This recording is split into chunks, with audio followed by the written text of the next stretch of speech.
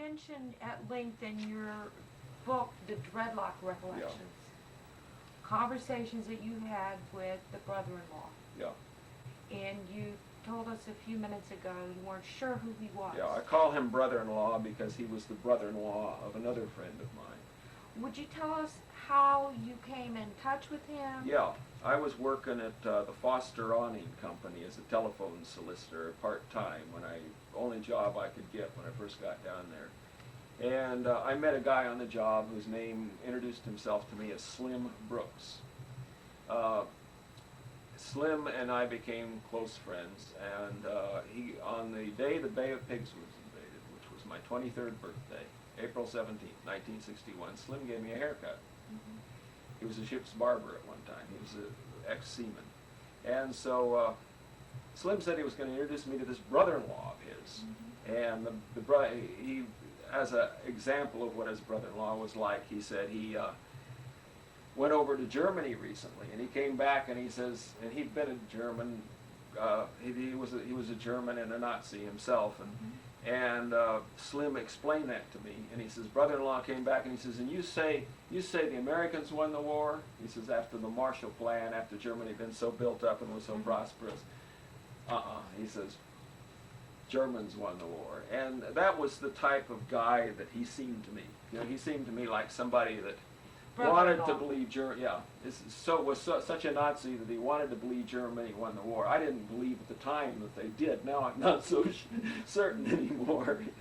You describe in this book some very strange conversations that occurred with brother-in-law, and you commented also in this book that you found it all very boring. In retrospect, what was going on there? Is this something that might get you in trouble for talking about? Yes, I could. Yeah, of course, I could be locked up for 20 years in the state of Louisiana for conspiracy to commit murder. I could be convicted of the same, because of what I'm saying at this time. I could be convicted, in my opinion, and I think I understand the law pretty well there. I could be convicted for conspiracy to commit murder in the state of Louisiana. That's what Clay Shaw was tried and acquitted for by Jim Garrison. Jim Garrison at the time tried me for perjury. At what time? In 1968. Tried to charge me with perjury. Charged you with perjury? Yeah. If he had charged me with conspiracy to commit murder, and if he had understood then the importance of what I understood now, he could have convicted me easily.